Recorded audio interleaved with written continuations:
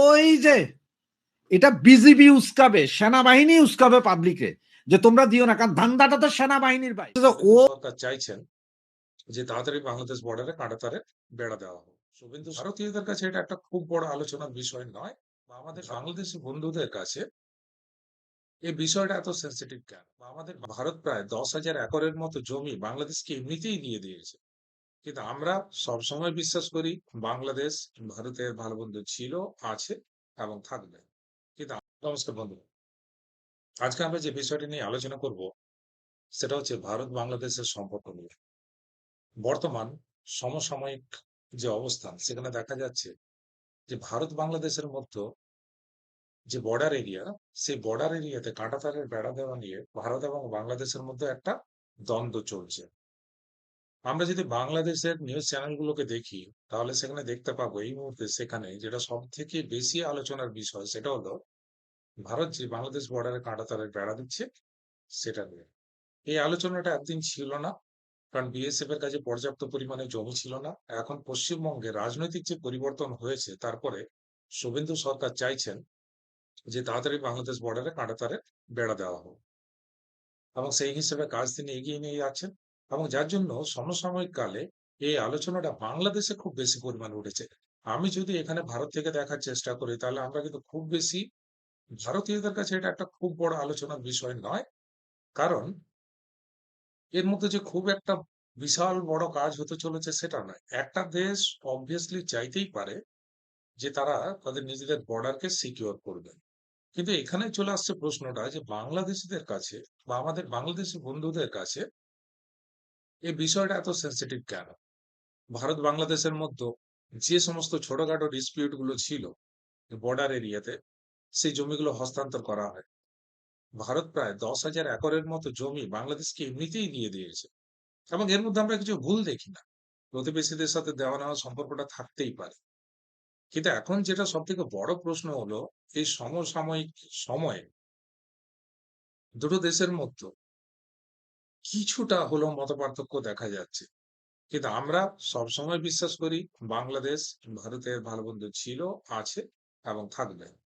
ভারত কেন কাঁটাতারের বেড়া দিতে চাইছে? কারণ আমরা সকলেই জানি ভারত বাংলাদেশ বর্ডারে প্রচুর ইলিগাল অ্যাক্টিভিটিস হয়। সেখানে মাদক পাচার থেকে শুরু করে হিউম্যান ট্রাফিকিং, বিভিন্ন চোরাচালান, প্রচুর অনেক ধরনের ইলিগাল অ্যাক্টিভিটিস আছে। ভারত চায় এটাকে বন্ধ করতে, এবং ভারত যদি এটাকে বন্ধ করতে চায়, তাহলে বাংলাদেশের সত্যি কোনো আপত্তি তোলার অধিকার আছে কিনা? এখানে প্রথমত আপত্তি থাকার কোনো কারণ আমরা দেখতে পাই না। বাংলাদেশের একটা যুক্তি হলো যে ভারত যেন অ্যাকচুয়াল বর্ডার থেকে 150 গজ ভেতরে তাদের কাঁটাতারের বেড়াটা দেয়। এটা মানা যেতেই পারে, কিন্তু তার সাথে এটাও আমাদের দেখতে হবে যে বর্ডার সবসময় সমতল নয়। যেখানে পিলার তোলা হবে সেই জায়গাগুলো কি সিচুয়েশন আছে। আমরাও অনেক সময় করি প্রতিবেশীদের সাথে যে তুমি একটু এদিক ওদিক করে জানো। Security is most important part here. Now we need to take care of the security. We need to think about the security. By giving some excuse, if the main concern security is not working, then it does not make any sense. আমি যেটা বলতে চাইছি, border সব জায়গায় একরকম নয়। কিছু জায়গায় একটু এদিক ওদিক হতে পারে, কোথাও নদী আছে, কোথাও পাহাড় আছে, কোথাও এমন জায়গা আছে যেখানে পিলার বসানো যাবে না। তা আমাদের দুই দেশের যদি উদ্দেশ্যটা ঠিক থাকে, যে সমস্ত ইলিগাল অ্যাক্টিভিটিস গুলো আছে সেগুলো বন্ধ করার, তাহলে আমার মনে হয় দুজনের সাথে আলোচনার ভিত্তিতে ছোটখাটো ডিসিশন নেওয়া যেতেই পারে। একটা জিনিস যেটা নিয়ে আমি আলোচনা করতে চাইছি, আমার কাছে সত্যি কোনো প্রমাণ নেই, অ্যাজ এ ইউটিউবার আমার কাছে যেটুকু ইনফরমেশন আছে তার উপর বেস করে এটা আমি আলোচনা করতে চাইছি। একটা দিক নাকি উঠে আসছে যে বাংলাদেশের বিজিবি যারা বর্ডারের সিকিউরিটি দেয়, তারা নাকি চাইছে না, মানে সবার কথা বলছি না, কিছু একটা পোর্শন নাকি চাইছে না যে এই কাঁটাতারের বেড়া দেওয়া হোক।